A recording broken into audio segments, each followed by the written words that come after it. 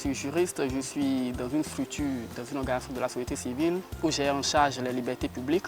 Et vous comprenez donc que face aux actes que je trouve parfois liberticides, que le réflexe puisse être d'apporter une solution et en vue de mettre fin ou de prévenir. Je crois que c'est la réelle motivation qui a suscité en moi cette envie de saisir le juge constitutionnel afin que les uns et les autres soient édifiés sur la question concernant l'arrêté.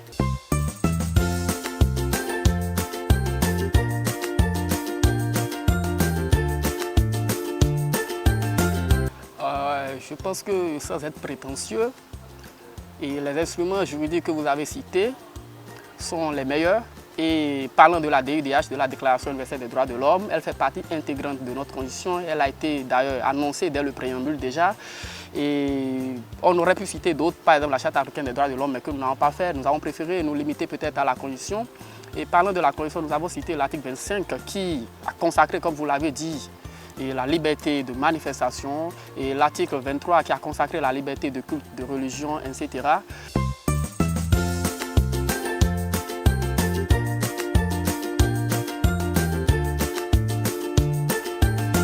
Et je pense qu'en raisonnant ainsi, nous posons mal le problème parce qu'il s'agit là d'une question de droit.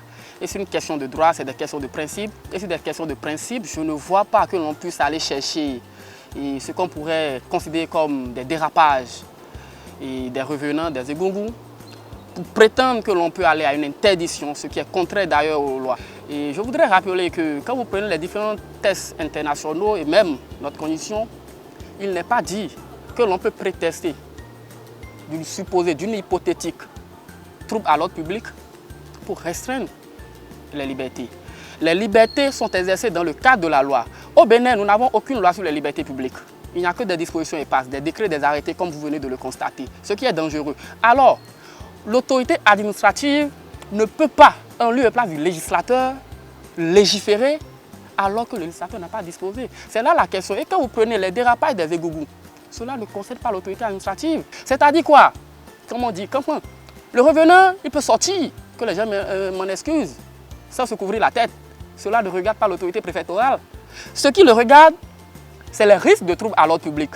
Et pour cela, le législateur et les différents engagements internationaux pris par l'État béninois nous renseignent que l'autorité administrative a l'obligation, ça c'est le premier recours, de mettre en place une police administrative afin d'encadrer, de prévenir. Comme je l'ai dit à certains, je dis, quand on arrive même à ramasser, que les gens m'en excusent, les égouts, pour moi, c'est vrai que du point de vue africain, du point de vue conservateur, ce n'est pas bien, mais du point de vue du droit, c'est fondé. Et donc, j'aurais aimé cela que d'aller à une interdiction. C'est grave. Et si jamais nous laissons passer, c'est que là, nous ouvrons la porte à une société liberticide.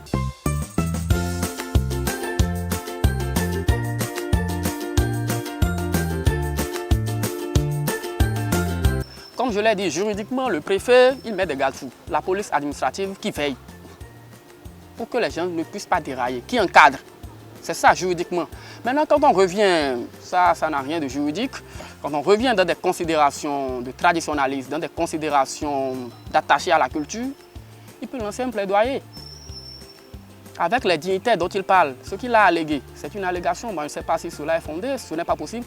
Ce qu'il a dit, il lance un plaidoyer avec ces gens-là pour les inviter à revoir ce qui se passe à Cotonou, puisque nous sommes tous d'avis que ce qui se passe à Cotonou concernant les égouts, ce n'est pas normal. Mais moi, je n'ai pas pris la question sur ce plan. Je le prends du côté du droit et du point de vue du droit, ce que le préfet a fait, à notre avis, est anticonstitutionnel et le juge constitutionnel a le dernier mot.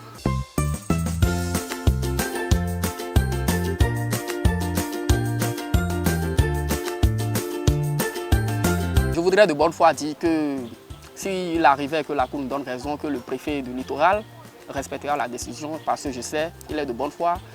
On ne fait pas l'ENA pour rien, et quand on est diplômé, quand on est juriste, on respecte les tests. Et maintenant, je reviens sur la supposition, ce qui est une hypothèse, bien évidemment. C'est possible qu'ils ne veuillent pas respecter. Mais aujourd'hui, je voudrais rappeler à nos concitoyens qu'il y a différents mécanismes de saisine.